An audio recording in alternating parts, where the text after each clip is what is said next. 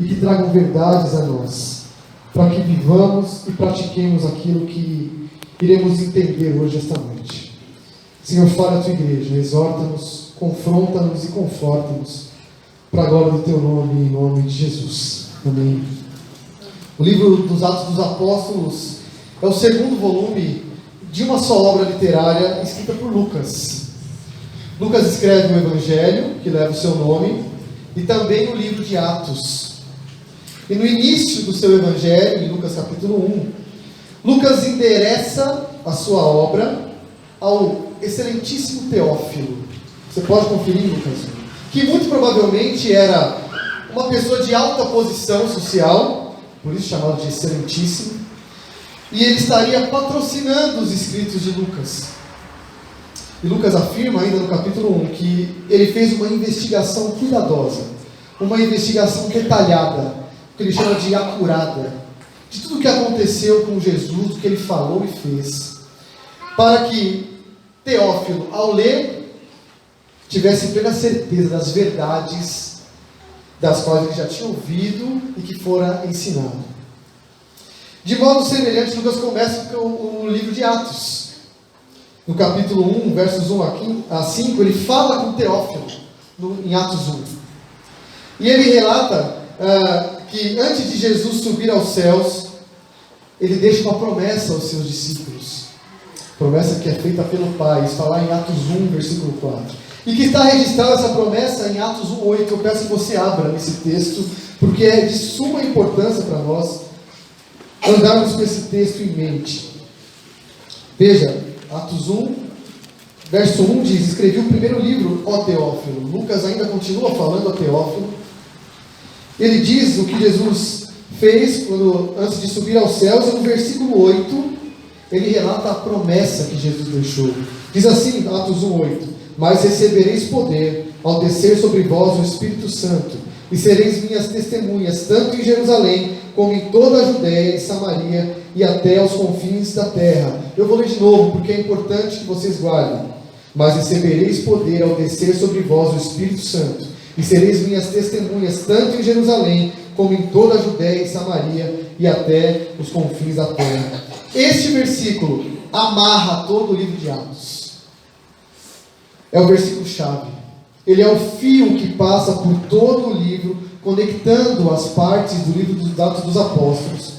E, portanto, a nossa leitura de Atos deve estar conectada com o versículo 8 do capítulo 1.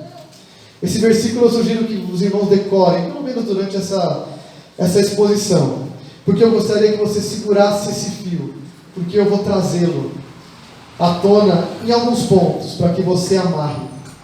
E aí, deixa só seu dedo aí em Atos capítulo 1, verso 8. Passado o capítulo 1, sabemos que em Atos 2 o Espírito Santo é derramado sobre os discípulos. Pedro prega em seguida, explicando o que aconteceu ali, e quase 3.000 são convertidos. Os apóstolos começam a realizar curas e milagres em Jerusalém, está no capítulo 3 e 4. E Jerusalém está cheia de judeus por conta das festas. E os apóstolos são presos, e mais de uma vez presos, pelas autoridades judaicas, porque pregavam a Jesus. Mas eles continuam pregando. A igreja então começa a crescer em Jerusalém. O ofício do diaconato, os diáconos são instituídos, já estamos no capítulo 6 de Atos, porque há uma grande demanda, necessidade de que pessoas sejam atendidas com mantimentos, e é muita gente convertida e tem pouca gente para servir, então os diáconos são instituídos, e os apóstolos seguem testemunhando cada vez mais. E um detalhe, Filipe é um desses diáconos. Então Lucas dá um relatório para a gente. Abra aí em Atos 6, verso 7. Não se esqueça de segurar o fio de Atos 1, 8. Atos 6, 7. Diz assim: crescia a palavra de Deus, e em Jerusalém se multiplicava o número dos discípulos. Também muitíssimos sacerdotes obedeciam à fé. Crescia a palavra de Deus, onde? Em Jerusalém. O que diz Atos 1, 8? Mas recebereis poder ao descer sobre vós o Espírito Santo, sereis minhas testemunhas em Jerusalém. Lucas está conectando a primeira parte do fio aqui. Em Jerusalém crescia a igreja, porque o Evangelho era testemunhado. Em seguida, no capítulo 7, Lucas então relata a prisão de Estevão, seu discurso, sua defesa e sua morte pelas autoridades judaicas. É bom sabermos que aqui quem persegue os cristãos são judeus. Não há perseguição romana ainda nesse momento de Atos. A perseguição dos judeus. E Saulo, curioso, Saulo estava ali, Paulo estava ali, consentindo, concordando com a morte de Estevão. Então Lucas nos faz de novo enxergar o fio de Atos 1:8. Veja aí Atos 8:1, a parte B de Atos 8:1. Naquele dia, Atos 8, verso 1, parte B, levantou-se grande perseguição contra a igreja. Que dia? O dia da morte de Estevão, o dia do apedrejamento de Estevão. Levantou-se grande perseguição contra a igreja em Jerusalém, e todos, exceto os apóstolos, foram dispersos pelas regiões da Judéia e Samaria. Está ligando os fios? Mas recebereis poder ao descer sobre vós o Espírito, e sereis minhas testemunhas em Jerusalém, Judéia e Samaria. E o verso 1 do capítulo 8 diz que os discípulos foram dispersos para onde? Judéia e Samaria. E eu gostaria de dizer a você que essa palavra dispersos tem uma beleza no texto grego, porque ela significa semeados. A palavra era usada para agricultores que dispersavam suas sementes na terra.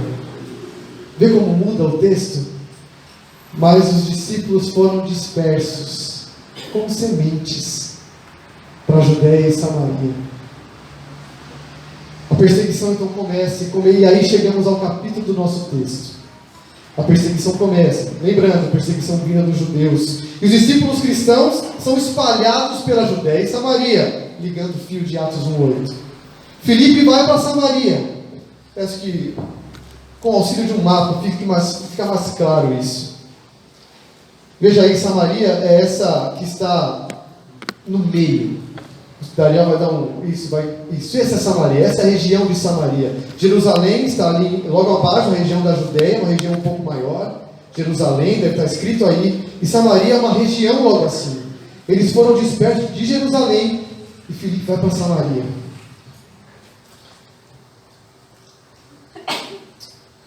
Filipe vai para Samaria e testemunha o evangelho lá. E é isso que o capítulo 8 diz. E as multidões, diz o verso 6 do capítulo 8, atendiam unânimes as coisas que Filipe dizia, e houve grande alegria naquela cidade, versículo 8 do capítulo 8. Curioso que os samaritanos para os judeus eram a escória da humanidade. Diz que o judeu quando orava, ele orava assim: eu agradeço o Senhor porque eu não sou samaritano, eu não sou um cachorro. Era esse o nível que os judeus tratavam o samaritano. Era combustível para o inferno, segundo eles.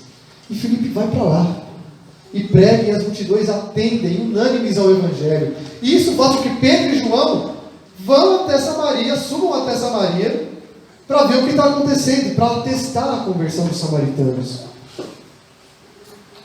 E se deparam então com Simão, o mágico, está aí, verso 9 no capítulo 8, que era alguém que ofereceu dinheiro aos apóstolos, em troca dos poderes milagrosos que acompanhavam. Em meio a todo esse fervilhar de conversões, veja, tudo isso que eu disse é para colocar você no contexto de Filipe e o eunuco. O que estava acontecendo? Filipe estava em Samaria, a cidade se converteu, muitas conversões, presença de Deus real ali. E Deus diz, o anjo do Senhor falou a Filipe. É nesse contexto que o versículo 26 começa. Nesse turbilhão de conversões, o anjo do Senhor falou a Filipe. Verso 26. E começa o nosso texto. Dispõe-te, vai para o lado do sul, dizendo: no caminho que desce de Jerusalém a Gaza, e este se acha deserto. Ele se levantou e foi. Isso nos dá a primeira verdade desse texto. É Deus quem define a direção da missão. É Deus quem define a direção da missão. Filipe recebeu uma direção de Deus para deixar uma cidade que estava experimentando um grande momento de conversão em massa. E os convertidos precisariam ser discipulados. Ele recebeu uma direção para ir para o sul. no caminho de Jerusalém para Gaza, pelo deserto. Vejam o que significava essa palavra de Deus a Filipe. Sair de um local onde a evangelização estava sendo eficaz, estavam vendo frutos, caminhar cerca de 100 quilômetros descendo, e aí você pode acompanhar aí no seu mapa, ele teria que descer de Samaria, voltar para Jerusalém, que ali tinha uma estrada até Gaza, que está lá embaixo. Consegue ver Gaza aí, onde está? Está lá embaixo. Ele estava em Samaria, teria que sair de lá e ir para o sul, numa estrada que vai até Gaza. E a cidade de Gaza estava nesse período em ruínas. Era uma cidade deserta também. Curioso notar que havia duas estradas de Jerusalém até Gaza. A primeira era uma rota comercial que ia beirando o litoral, onde o fluxo de gente era muito maior, onde tinha muito mais pessoas. E a segunda rota era a rota do deserto. Para qual que Deus mandou Filipe? Para a rota do deserto. Você vai sair de Samaria, cheia de convertidos, o evangelho está dando certo, aí você vai para a rota do deserto. Você pode imaginar como Filipe recebeu essa ordem? Deus vai tirar um evangelista de uma cidade e enviá-lo para o deserto? Quais as chances de encontrar alguém ali? Isso nos faz confirmar o nosso ponto. A missão é de Deus. É Ele quem dirige os caminhos missionários da igreja, enviando quem Ele quer, para onde Ele quer, por mais absurdo ou improvável que pareça aos nossos olhos. Não seria melhor Filipe ter ficado em Samaria? Talvez pelos critérios humanos, sim, seria melhor, mas não pelos critérios do Senhor da missão. Quem somos nós para definirmos que caminho tomar? Nós somos instrumentos nas mãos do dono do caminho. A ordem para Filipe é: dispõe-te e vai.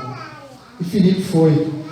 Eu quero trazer essa realidade para os que trabalham com o Ministério de Surdos. A vocês que trabalham com esse ministério, essa mesma situação parece ecoar ainda hoje. Há tantas áreas para trabalhar, tanto para ser feito em diversas frentes mais fáceis, com mais recursos, com mais gente, onde as coisas já estão acontecendo muito mais. Os resultados estão sendo vistos, como em Samaria, mas Deus chama alguns para o caminho no meio do deserto, onde parece que não é tão frutífero assim, onde demora para acontecer, onde aos nossos olhos parece que tem pouco, mas se Ele chamou, Ele sabe o que Ele está fazendo. Não é à toa. Ainda que pareça absurdo, disponha-se e vai. Nós conhecemos uma intérprete, a Letícia, que já esteve conosco aqui, e quando nós a contatamos pela primeira vez sobre o nosso desejo de começar um ministério com surdos nessa igreja, ela nos relatou uma história muito comovente que ela passou durante o ministério dela com surdos. Ela disse: é muita solidão, porque não tem ninguém comigo. Eu fiquei anos sozinha, fazendo, e não aparecia ninguém, e não aparecia nada, e eu não via frutos. Parecia uma rota do deserto, parecia uma rota improvável, mas ela tinha esse chamado de Deus, e ela nos relatou a solidão do ministério. E quando nós falamos e Jaffe falou mais especificamente que Deus havia chamado, ela ficou muito feliz. Encontrei alguém que vai comigo na nossa igreja. As rotas do deserto. A IPB hoje não possui um trabalho oficial, estruturado com relação a surdos, um trabalho missionário. Há algumas igrejas locais onde pessoas se levantam com o chamado de Deus e realizam esse ministério, mas não há uma estrutura ainda. E é motivo de oração para nós, estamos caminhando para isso. Mas, por enquanto, para alguns, parece uma rota de deserto, onde as probabilidades são poucas. Mas se Deus chamou, não foi à toa. Tem um motivo, tem uma intenção. Isso nos leva ao segundo ponto, que uma vida vale todo e qualquer esforço missionário, todo e qualquer esforço evangelístico. O texto agora, acompanha aí, apresenta o motivo pelo qual Deus tira Filipe de Samaria. Uma vida. Uma pessoa é o motivo que fez Deus chamar Filipe de uma cidade cheia de convertidos para ir para a rota do deserto. Uma vida que Deus foi buscar. Lucas o apresenta aí no versículo 27. Eis que um etíope, um eunuco, alto oficial de Candace, rainha dos etíopes, o qual era superintendente de todo o seu tesouro, que viera adorar em Jerusalém. Lucas apresenta quem era essa pessoa. A Etiópia da época não era a mesma de hoje. Pode colocar o segundo Adriel, por favor. Era conhecida Núbia. Pode pôr o outro, por favor. Isso. Essa parte em rosa aí é a Etiópia da época. Ela tomava parte do sul do Egito e do Sudão. E esse homem era de lá, dessa região aí. Ele certamente era de cor negra, como eram todos os habitantes daquela região. E é dito que ele era um eunuco. E aqui temos duas opções para considerar e para entender. A primeira, que é a mais comum, de que ele havia sido castrado.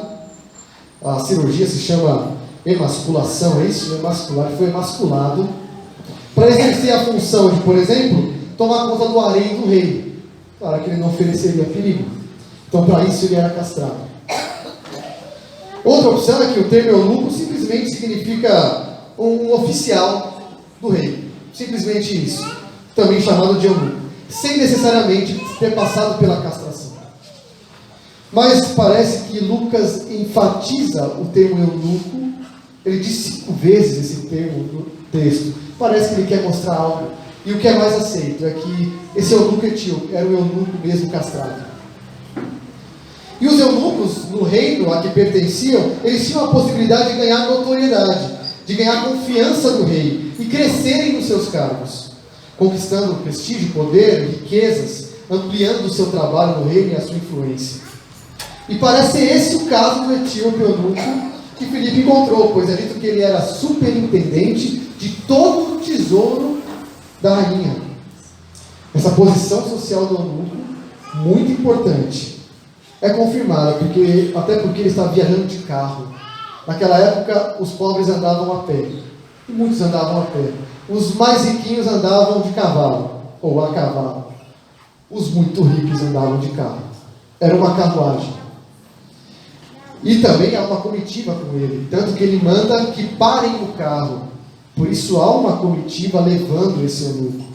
Novamente, isso confirma que ele era muito importante, de muito prestígio e muito rico. Além do fato de ele estar levando o rolo do profeta Isaías. Nós temos uma Bíblia aqui, ou Bíblias que custam da faixa de R$5 a 100. Mas ter uma Bíblia hoje é muito simples. Naquela época era um rolo que se abria e era caro, muito caro. Poucos tinham rolos em casa. E esse eunuco comprou um rolo do profeta Isaías. Tinha muito poder econômico. E um outro fato que é bom ser mencionado nesse texto é que Candace não era o nome da rainha da qual ele era eunuco. Candace era um título, tal como Faraó. Era um título.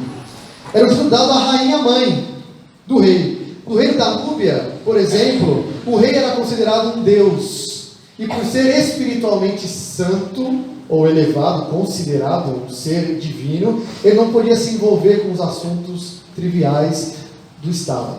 Então, a mãe do rei era que tomava conta do seu governo, para que ele, o rei Deus, não se misturasse com as coisas do mundo. Por isso era chamada de rainha. E Candace era o título justamente da rainha-mãe, que tomava conta das coisas do rei. Era ela quem exercia o governo e tratava dos assuntos. Então é nos dito que o eunuco foi a Jerusalém para adorar, para participar das festas judaicas de adoração. Isso significa que, de alguma forma, no país dele, na Etiópia da época, o judaísmo havia chegado. Talvez com o exílio, com o estabelecimento de sinagogas ali. E pessoas se juntaram à fé judaica tornando-se ou tementes a Deus, que é um termo que o Novo Testamento usa, principalmente em Atos.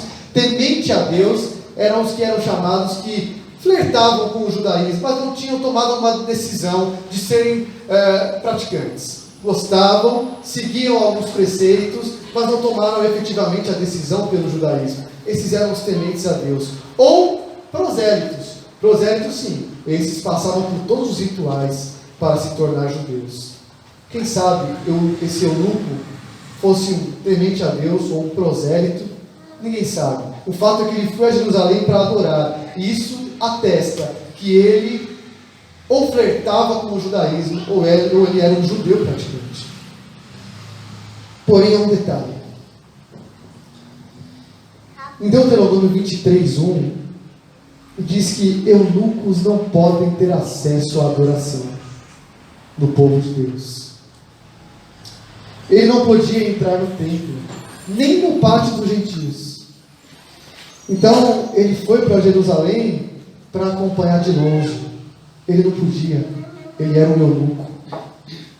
Talvez ele fosse um semi-prosélito, porque ele não podia passar por todos os ritos da entrada no judaísmo pela sua condição de castrado.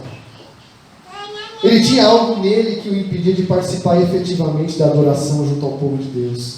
Talvez por isso ele estivesse lendo o rolo de Isaías, para entender mais, porque ele não podia ter pleno acesso aos ensinos.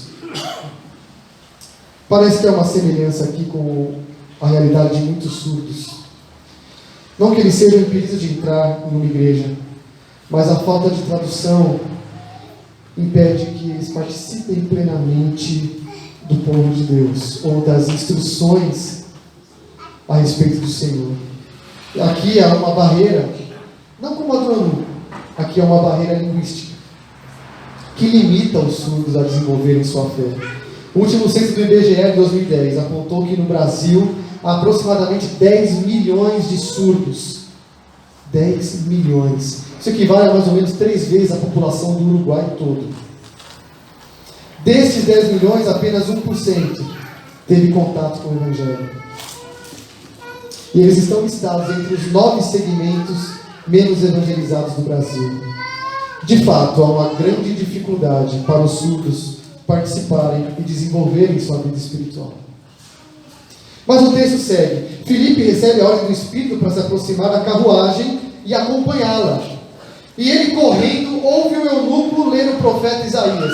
E ler em voz alta era algo comum, não se espante, era algo comum mesmo. E ele faz uma pergunta fundamental ao eunuco: compreendes o que lês? Você está entendendo o que você está lendo? E o eunuco responde: como poderia entender se alguém não me explicar? Se eu pudesse descrever uma cena que retratasse todo o livro de Atos, em uma imagem seria esta: Filipe correndo ao lado do eunuco. Atos dos Apóstolos é resumido em uma frase: o Evangelho em movimento. Atos é o Evangelho em movimento. Ligue os fios, ligue o fio de Atos 1:8 e recebereis poder e serei minhas testemunhas em Jerusalém, Judeia, Samaria, confins da terra. Esse é o movimento do Evangelho em Atos. E uma cena de um evangelista correndo ao lado de um carro, falando com quem estava no carro. Isso descreve o livro dos Atos dos Apóstolos. Dos 10 milhões de surdos existentes em nosso país, uma pesquisa apontou que cerca de 70% não consegue ler e entender o português. 70% lê e não entende, ou não lê direito. Isso porque, por conta da surdez, tiveram sua formação escolar comprometida. Alguns sabem ler, mas não compreendem bem o que leem. Isso te lembra algo? Compreendes o que lês? Como eu poderia entender se ninguém me explica? Deus chamou Filipe para o deserto para explicar a palavra de Deus para uma pessoa. Lembre-se do nosso segundo ponto. Todo esforço, Deus faz todo esforço missionário evangelístico por causa de uma pessoa. Uma vida vale. Uma vida vale. É assim que Deus quer salvar os seus. Ele faz isso seja 3.000 num sermão, como foi com Pedro, seja uma pessoa no deserto, uma vida é motivo suficiente para que Deus disponha e chame pessoas a fim de que Jesus seja apresentado através da pregação da palavra. E algo chama a atenção: o eunuco era de outra nação, ele tinha uma língua, a língua da Etiópia. Como Filipe se comunicou com o eunuco?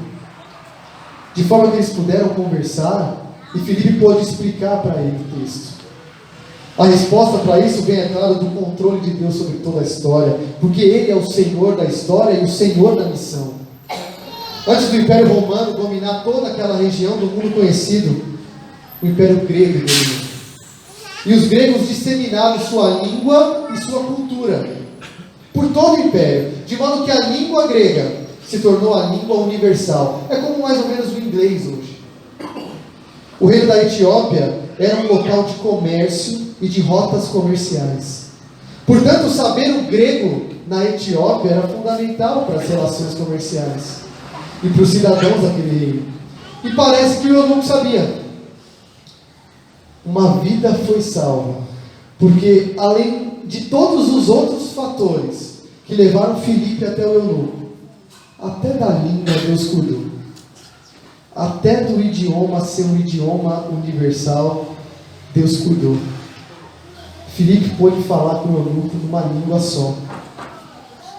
A conversão de muitas pessoas no livro dos Atos só foi possível porque havia uma língua comum. E Paulo e Pedro e os apóstolos se utilizaram da língua para levar o evangelho até os confins da terra. A língua de sinais brasileira, Libras, começou a nascer no Brasil em 1857, convite de Dom Pedro II. E ela foi reconhecida língua oficial em 2002. Sabe o que isso quer dizer para nós? Que até da língua Deus cuidou para que o surdo entendesse a mensagem do evangelho. Até da língua Deus cuidou. Hoje os surdos podem ter acesso a trechos da Bíblia, já gravados em Libras, e há um projeto acontecendo chamado DOT, que trata de traduzir a Bíblia em Libras e gravá-la, a fim de que completem a Bíblia em Libras, para que o surdo tenha acesso. Portanto, quando um surdo diz que tenta ler a Bíblia, ou que já leu a Bíblia, mas não entende, e não pode entender se alguém lhe explicar, por conta da sua dificuldade com o português, nós sabemos que Deus cuidou até da língua, para que ele possa conhecer a palavra, para que Jesus seja apresentado a ele. Quanto esforço, quanta mobilização, quanta providência de Deus na história, para que a vida de um eunuco etíope fosse salva. Quanta providência de Deus, quanta mobilização, quanto esforço para que surdos fossem salvos e sejam salvos. Nosso primeiro ponto, então, relembrando, foi que a missão é de Deus, é Ele quem dirige os caminhos da missão. O nosso segundo é que uma vida vale todo o esforço missionário, vale todo o esforço evangelístico. Nosso terceiro ponto é que a fé vem pela pregação da palavra de Deus. O texto segue, veja aí nos versos 32 a 34. Esse trecho nos conta que passagem o eunuco estava lendo e que Filipe explicou. Filipe identifica a passagem que o eunuco está lendo, que é Isaías capítulo 53, que fala do servo sofredor. A pergunta do eunuco sobre a passagem é legítima. Lá no verso 34, verso 34, a quem se refere o profeta? Fala de si mesmo ou de algum outro? Essa pergunta é legítima, porque naquela época havia 3 linhas de interpretação sobre essa passagem. Está falando de quem? Está falando do próprio Isaías, que está escrevendo, é ele, o servo de Isaías 53. Seria o povo de Israel considerado um servo, um povo como uma unidade, povo como uma pessoa, um coletivo, ou seria o Messias? A pergunta do eunuco é válida. Então o texto diz no verso 35 que Felipe explicou a passagem e, começando por aquela, apresentou Jesus ao eunuco. Apresentou Jesus no Velho Testamento. É isso mesmo. Jesus é o assunto da Bíblia. Jesus é o assunto dos profetas. Jesus é o assunto do Gênesis ao Deuteronômio, do Pentateuco. Jesus é o assunto dos históricos. Jesus é o assunto dos salmos. Jesus é o assunto da Bíblia. Jesus, o único nome pelo qual importa que sejamos salvos. Lembre-se das palavras de Jesus em João 5. As Escrituras testificam de mim. Ele se referia ao Velho Testamento. Ou, vocês não compreendem que as Escrituras falam de mim? Ou Jesus, no caminho de Emaús, abrindo o entendimento daqueles discípulos ao explicar as Escrituras, começando de Moisés, Salmos e Profetas. As Escrituras falam de Jesus. Isso traz uma verdade para nós. É a palavra de Deus que produz vida e salvação no ser humano. É a pregação, é a evangelização fundamentada na palavra de Deus e proveniente dela. Que poder há nessa palavra? Salvação não é produzida por mensagens de autoajuda, por coaching, por piadas no púlpito. Salvação é gerada pela exposição da palavra. É isso que gera vida. E infelizmente nós temos visto os nossos púlpitos brasileiros cheios desse tipo de mensagem, que não produzem vida, que não tratam da palavra verdadeira, que deturpam e mercadejam o Evangelho. A ordem de Paulo a Timóteo é: prega a palavra. Ou nos voltamos para as Escrituras, e nós, nas nossas abordagens evangelísticas, o máximo que produziremos são falsas conversões e uma vida cristã superficial. O eunuco, no caminho, chegando a um lugar que havia água, o texto continua, pergunta se há algum impedimento para que ele seja batizado. Ora, também faz sentido, porque ele era impedido de entrar no templo. Ele era impedido de fazer parte do povo de Deus. Então, Felipe, há algum impedimento para que eu seja parte disso que você falou, do povo de Deus, da igreja de Cristo? Não há nenhum impedimento. Eunucos também são alvos do Evangelho. Surdos também são alvos do Evangelho. Não há impedimento algum. Então o eunuco faz a sua declaração de fé no verso 37. Creio que Jesus Cristo é o Filho de Deus. Os dois vão até a água e o eunuco é batizado.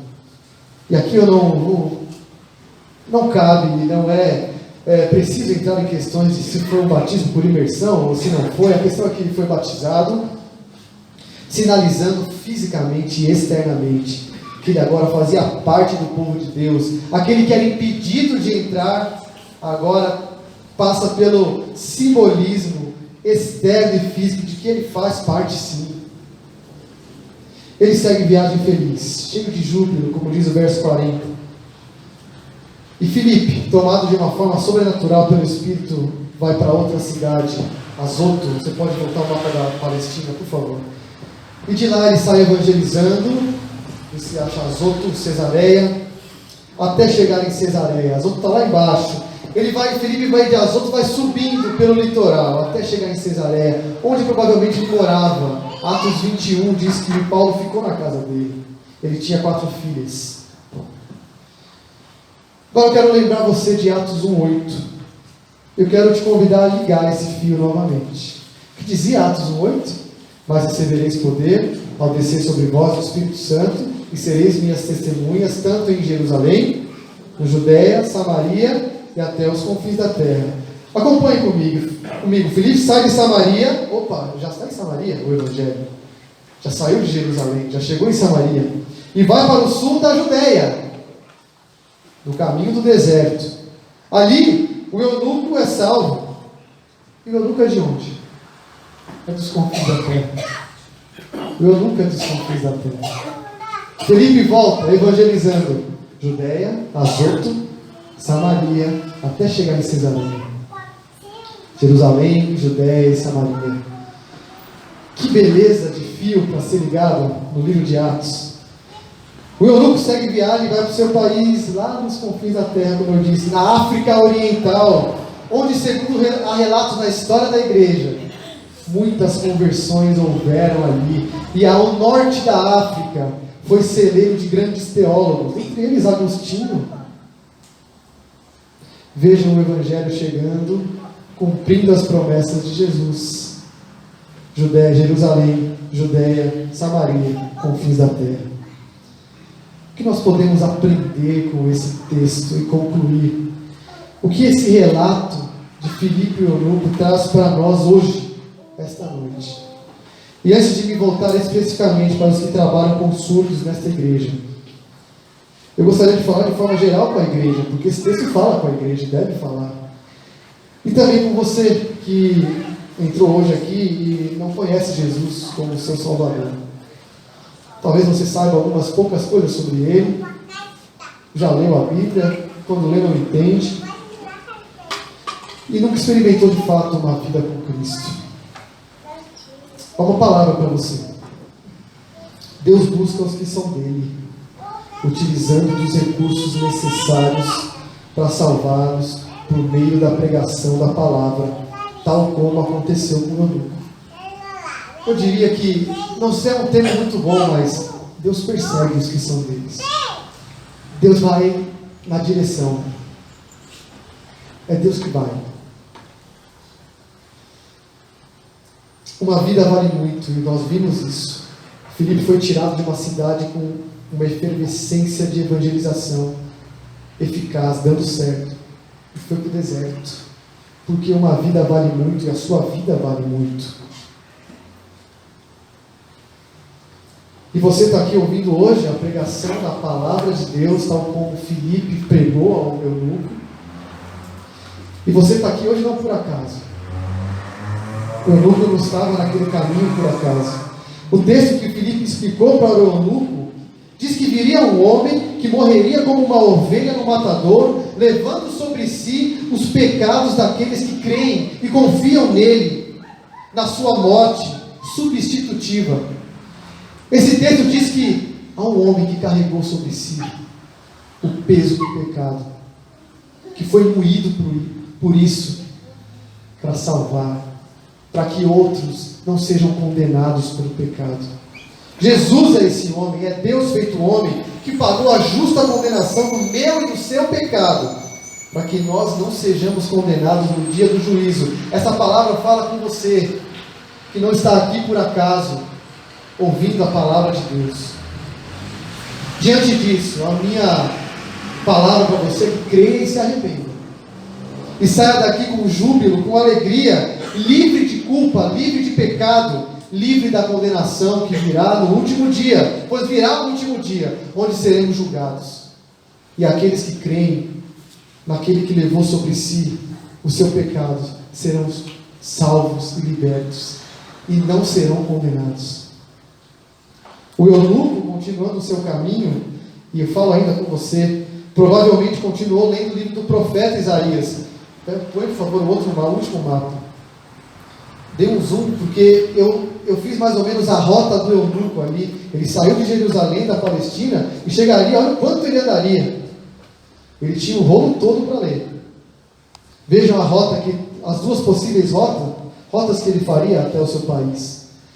E ele já tinha lido até o capítulo 53, provavelmente. Agora, o texto não diz, mas provavelmente ele continuou lendo, não é? Ele tinha muita estrada pela frente. Eu quero que você abra no capítulo 53 de Isaías comigo.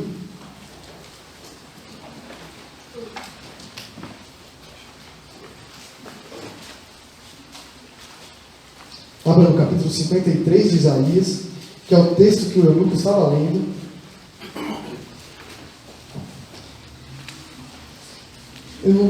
Todos abrem, por favor, porque faremos algo juntos aqui. Coloque-se no lugar do eunuco, saindo das águas do batismo, feliz, fazendo parte do povo de Deus, do qual eu não podia fazer antes. alegre, cheio de júbilo. Ele diz: vou continuar, caminhe comigo. Isaías 54, e ele leu. Isaías 55, e ele leu. Isaías 56, verso 4, verso 3, leiam comigo, verso 3 e 4. Isaías 56, 3 e 4, vamos juntos? Não fale o estrangeiro que se houver chegado ao Senhor, dizendo: o Senhor com efeito me separará do seu povo. Nem tampouco diga ao eunuco: eis que eu sou uma árvore seca. Porque assim diz o Senhor aos eunucos que guardam os meus sábados: escolhem aquilo que me agrada e abraçam a minha aliança. 5. Darei na minha casa e dentro dos meus muros um memorial e um nome melhor do que filhos e filhas. Um nome eterno darei a cada um deles, que nunca se apagará. O eunuco leu isso. Aos eunucos eu vou dar um nome eterno que nunca se apagará. Ele leu. Há uma promessa de vida para o eunuco. Ele se achou ali. E há uma promessa de vida para você também, que veio aqui hoje e não conhece a Jesus, está sendo exposto à palavra de Deus, tal como o eunuco, e há uma promessa de vida para você. Porque Deus amou o mundo de tal maneira que deu seu único Filho, para que todo aquele que nele crê não pereça, mas tenha. Essa é a promessa para você. Quem crê em mim, ainda que morra, viverá. O seu nome não vai ser apagado. Creia nesse Jesus que o eunuco creu, pois a promessa para você é a de vida eterna. Para a igreja, para nós que somos o Senhor, eu trago o que esse texto diz para nós. Meus irmãos, Deus é o Senhor da missão. Ele é dono da missão, seja ela fora do país, seja ela entre os povos não alcançados, perto, longe, seja ela entre os surdos, seja ela com seu vizinho, com seu colega de trabalho.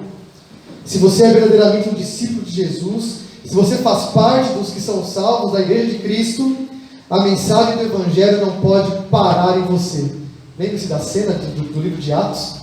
Qual é a cena do livro de Atos? É o Evangelho correndo do lado de quem precisa ouvir. O Evangelho não pode parar em você. A igreja é o corpo de Cristo em movimento missionário, movimento missionário, atuando nos confins da terra. Estamos nos confins da terra. O Evangelho chegou no Brasil, nos confins da terra. Não existe cristão de foro íntimo, escondido, calado em relação ao Evangelho e à sua mensagem. Para quantas pessoas nesse ano você falou do Evangelho? Para quantas pessoas você evangelizou nesse ano? Que movimentos você faz para ir até alguém e apresentar a Cristo? O que você está esperando para apresentar Jesus no seu círculo de amizades? Se tudo isso é distante da sua realidade, do seu dia a dia, eu diria para você se preocupar com o tipo de cristianismo que você está levando. E para você refletir se realmente você é um discípulo. Porque discípulo faz parte da igreja em movimento. Evangelho tem movimento. Evangelho é Filipe correndo. Ligue o fio de Atos 1:8 no seu dia a dia. Ligue esse fio amanhã da sua vida. Eu vou começar na minha casa, para o meu vizinho, minha casa, Jerusalém, para o meu vizinho, Judeia, para os meus amigos de trabalho, Samaria, e onde mais Deus quiser. Ligue esse fio no seu dia a dia. Mas recebereis poder e descereis sobre vós o Espírito Santo. Vocês têm o Espírito Santo? Sim? Sejam testemunhas. É válido para você também isso. O que você está esperando para testemunhar? Quão maravilhoso é testemunhar de Cristo para alguém. Os que já testemunharam sabem que é uma alegria, um prazer imenso fazer isso. E mais uma aplicação desse texto. Como anda o seu conhecimento bíblico? Eu digo isso porque é necessário que você conheça a Bíblia para poder explicar àqueles que não entendem como e quanto você está preparado para isso? O Espírito fala pela palavra. A palavra é a espada. A palavra não volta vazia. Pregue a palavra, conheça, estude a palavra. Ela é o meio pela qual vem a fé. Não negligencie isso que você tem tão facilmente nas suas mãos. Mais de uma. Não negligencie isso.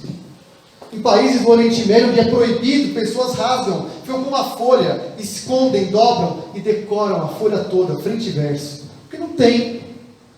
Eles decoram a Bíblia. Não perca mais oportunidades. Tome uma postura hoje, uma decisão hoje com relação a isso. Vidas estão em jogo. Vidas ao seu redor estão perdidas, estão em jogo. E você não pode se calar.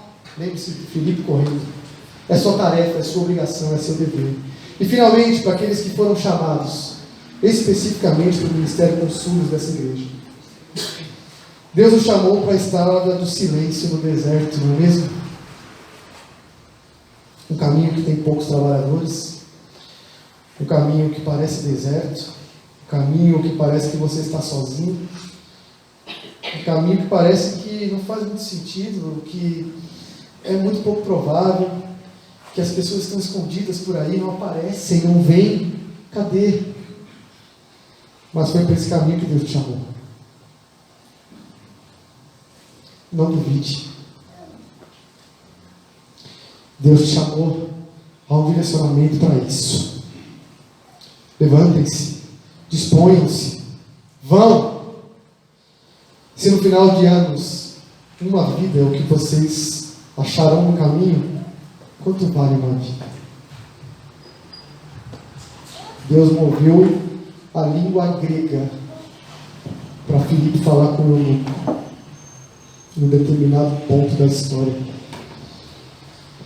Não parem, não parem, assim como as mãos de vocês traduzem, se movimentam traduzindo as boas novas para os que não ouvem. Assim é o Evangelho de vocês, é movimento, é movimento, é movimento. Não parem, não deixem o Evangelho imóvel nas mãos de vocês. Há surdos espalhados por essa cidade, que dentro das suas casas, sozinhos, trancados nos seus quartos, nas angústias e nas solidões e nas depressões típicas de quem tem a surdez e as dificuldades da surdez, tem surdos abrindo esse livro e lendo e falando assim: como eu vou entender se eu não sei, se não tem quem me explique? Deus preparou uma língua para isso e capacitou vocês para explicar. Não percam mais tempo, corram ao lado das carruagens do silêncio. Nada os impede de crer, nada impede o surdo de crer, nada impede o surdo de fazer parte da família do povo de Deus, de serem batizados e viverem uma nova vida e lerem Isaías 56 deles. Tem uma promessa de vida eterna para eles. Encarem com ânimo, irmãos, esse caminho silencioso do deserto. Essa missão foi dada a vocês. Eu termino com um relato missionário de Hudson Taylor. Hudson Taylor foi um missionário inglês que começou seu ministério em 1857 na China.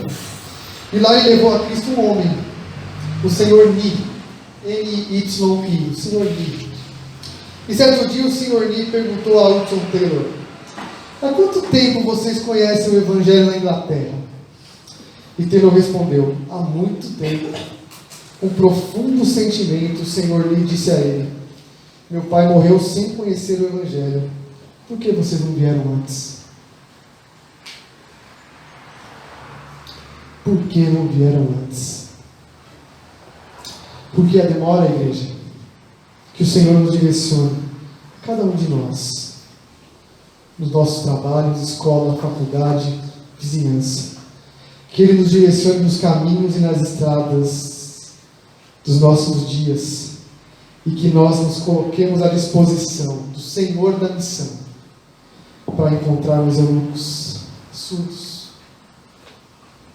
gente de todo tipo, que Ele quer salvar por nosso intermédio. Que Deus nos abençoe.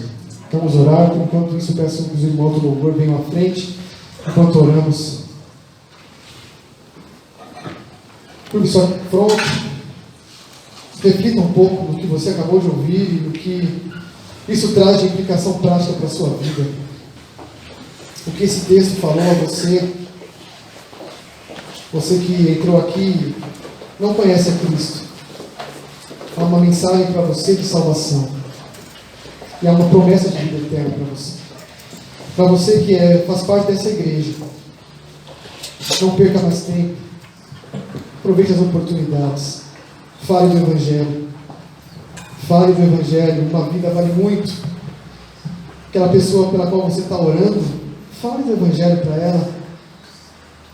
O Senhor da missão é Deus. Pregue a palavra.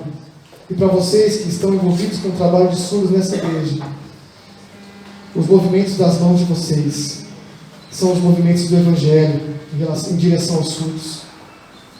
Deus nos colocou nos caminhos do deserto, que parece ter pouca gente, mas Ele colocou. Tem uma implicação, não foi à toa.